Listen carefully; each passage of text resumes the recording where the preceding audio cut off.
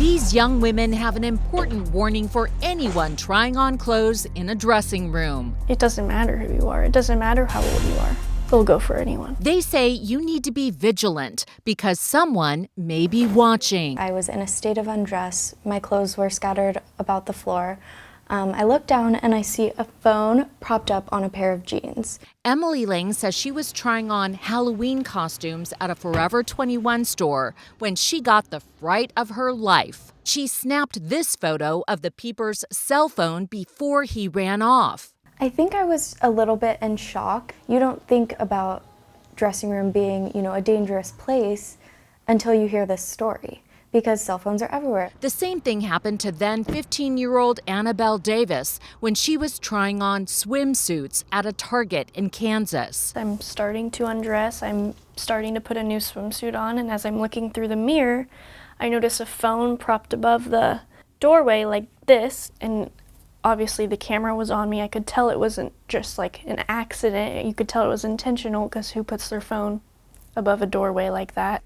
Since there is no sexual contact or violence in peeping Tom cases, some may dismiss the voyeurism as a relatively harmless or victimless crime. But experts we've spoken to say that is simply not true. These types of crimes can have long-lasting consequences. When survivors know what has happened to them, they can experience trauma, anxiety, and avoidance behaviors, as well as fear. It's a sexually motivated crime, and it should be treated as such. And get this, the same creep is responsible for both incidents. Anthony DeLapp served 3 years in prison, but apparently he hasn't learned his lesson because cops say he did it again. He was just arrested. Oh, you're a pervert.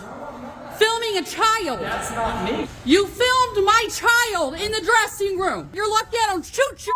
Kimberly Blevins says her 20-year-old daughter saw DeLapp recording her as she tried on bras in a Walmart dressing room. I was instantly white-hot angry that somebody would do that to her, that somebody would violate her privacy like that. She's really traumatized and feels really confused because she wasn't physically touched by this man, but he violated her privacy and her sense of safety in a way that she's not going to recover from for a long time. This is not a victimless crime. Our investigation found other cases across the country of creeps busted for spying on women in changing rooms. Peepers like this guy, Corey McKinley. We're investigating a sex offense right now. He was arrested after spying on women while changing in dressing rooms at this Nordstrom rack in Ohio. The report was that someone matching your description was filming with a camera in the dressing room, underneath the dressing room. This is one of the unisex dressing rooms in the Nordstrom rack where the peeping took place. Can you imagine dressing here, looking down and seeing a cell phone recording your every move?